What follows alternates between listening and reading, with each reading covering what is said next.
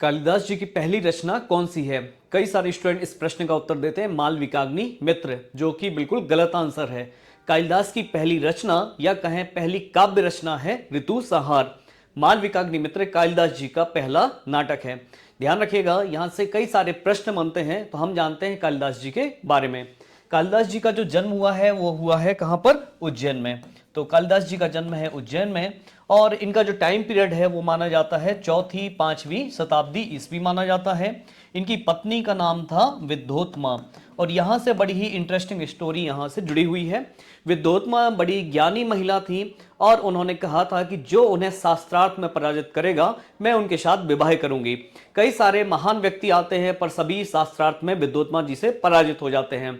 पर कुछ लोग इस पराजय को अपमान समझते हैं, और विद्योत्मा जी के गर्व को चूर करने के लिए वो एक महामूर्ख की तलाश करते हैं, है ना। उन महामूर्ख से विद्योत्मा जी की शादी कराना चाहते हैं। इसी क्रम में कुछ लोग जब आगे जा रहे होते हैं तो उन्हें एक महामूर्ख मिल ही जाता है ना। वो जिस डाल पर बैठा होता है उसी डाल को वो काट रहा होता है।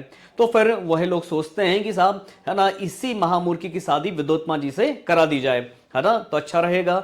उस महामूर्ख को पेड़ की डाल से नीचे उतारा जाता है, और फिर उनसे कहा जाता है कि साहब, है ना, आपको हमारे साथ चलना है और आपके ऊपर कुछ बोलना नहीं है ना। उन्हें लाया जाता है, वेश बदल कर लाया जाता है। विद्योत्मा जी से कहा जाता है कि साहब, हमारे गुरु आपसे विवाह करना चाहते हैं, पर आज उनका मौन व्रत है, इसलिए वो केवल संकेत में आपके प्रश्न का उत्तर देंगे। विद्योत्मा जी इसके लिए तैयार हो जाती हैं। विद्योत्मा जी पहला प्रश्न पूछती हैं, और पहले प्रश्न के तौर पर वो एक संकेत करती हैं, एक उंगली दिखाती हैं। कालिदास जी को लगता है कि साहब, है ना, एक उंगली दिखा रही है, मतलब वो एक आंख फोड़ देंगी, तो कालिदास जी 2 उंगली दिखा देते हैं कि साहब, आप हमारी एक आंख फोड़ोगे तो हम आपकी 2 आंखें फोड़ देंगे। इस चीज को, है ना, बाकी जो लोग बैठे रहते हैं वो इस चीज को ऐसे डिफाइन करते हैं कि साहब, ब्रह्म एक है। पर ब्रह्म को कई बार, है ना, सत्यापित करने के लिए या पूर्णता डिफाइन करने के लिए जगत की भी आवश्यकता होती है। विद्योत्मा जी इस प्रश्न का उत्तर इस प्रकार से सुनती हैं तो बड़ी खुश हो जाती हैं। अगला प्रश्न पूछा जाता है, और अगले प्रश्न के तौर पर विद्योत्मा जी 5 उंगलियां दिखाती हैं। अब कालिदास जी को लगता है कि साहब, ये चाटा मारने वाली हैं, तो कालिदास जी को लगता है कि अगर आप हमें चाटा मारोगे तो फिर हम मुट्ठी मारेंगे, है ना। तो इन 5 चीजों का मतलब ये होता है पृथ्वी, जल, अग्नि, आकाश और वायु। और कालिदास जी मुट्ठी दिखाते हैं, इसका मतलब ये होता है ना, कि साहब, पंच तत्व अलग अलग कुछ नहीं कर सकते। जब ये मिल जाते हैं तो इनकी शक्ति बढ़ जाती है, जगत और संसार की उत्पत्ति इससे हो सकती है।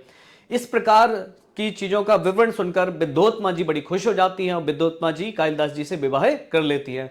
पर बहुत जल्दी ही विद्योत्मा जी को कालिदास जी के बारे में पता चल जाता है कि साहब, ये तो बड़े महामूर्ख हैं, और फिर उनको घर से बाहर निकाल दिया जाता है। यहां से कालिदास जी घर से बाहर निकल जाते हैं, फिर वो काली जी के भक्त बनते हैं, इसलिए उनका नाम पड़ा कालिदास जी। ठीक है।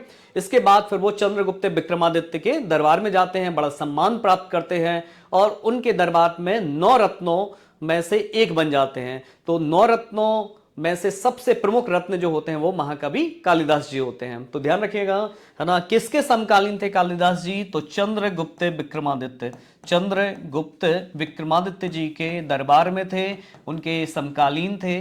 चंद्रगुप्त विक्रमादित्य को ध्यान रखिएगा, इन्हें चंद्रगुप्त द्वितीय के नाम से भी जाना जाता है। ठीक है, आइए आगे बात करते हैं। यदि हम इनकी रचनाओं के बारे में बात करें तो कालिदास जी के 3 नाटक हैं, 2 महाकाव्य हैं और 2 खंड काव्य हैं। 3 नाटकों में से यदि हम देखें तो जो पहला नाटक माना जाता है वह है मालविकाग्नि मित्र। मालविकाग्नि मित्र, मालविका और अग्निमित्र, है ना। तो अग्निमित्र शुंग वंश के शासक थे, और उनकी प्रेसी है मालविका, तो इन पर लिखी गई रचना है मालविकाग्नि मित्र। ये पहला नाटक है।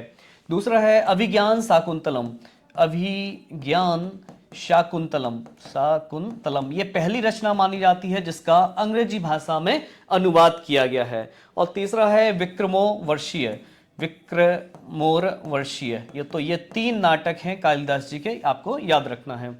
यदि हम महाकाव्य की बात करें तो पहला महाकाव्य है कुमार संभव।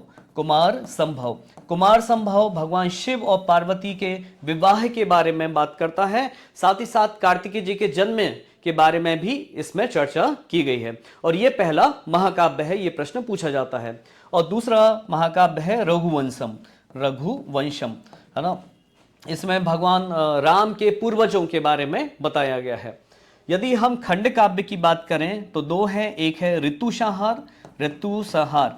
तो यही ऋतुसंहार कालिदास जी की पहली रचना भी मानी जाती है, या कहें कालिदास जी का पहला काव्य भी माना जाता है। और दूसरा है मेघदूत। मेघदूत, मेघ को दूत बनाकर कालिदास जी ने, है ना, इस रचना को शुरू किया है, इसलिए कालिदास जी को दूत काव्य का अग्रदूत भी कहा जाता है। इसे आपको याद रखना है। आगे बात करते हैं। कालिदास जी से संबंधित 3 महत्वपूर्ण चीजें हैं, एग्जाम में पूछी जा सकती हैं। कालिदास समारोह मध्य प्रदेश सरकार के द्वारा आयोजित किया जाता है। 1958 से यह समारोह आयोजित किया जा रहा है। उज्जैन में होता है, लगभग 7 दिन तक चलता है और संस्कृत भाषा में इस समारोह को आयोजित किया जाता है। दूसरा आपको याद रखना है कालिदास एकेडमी। कालिदास एकेडमी की स्थापना 1978 में हुई है। और तीसरा आपको याद रखना है कालिदास पुरस्कार। ध्यान रखिएगा, 1980 से कालिदास पुरस्कार दिया जा रहा है। पहले 2 लाख रुपए की राशि दी जाती थी, वर्तमान में इसे बढ़ाकर 5 लाख रुपए किया गया है। आगे बात करते हैं टाइटल्स ऑफ कालिदास। तो ध्यान रखिएगा, कालिदास जी को भारत का शेक्सपियर कहा जाता है।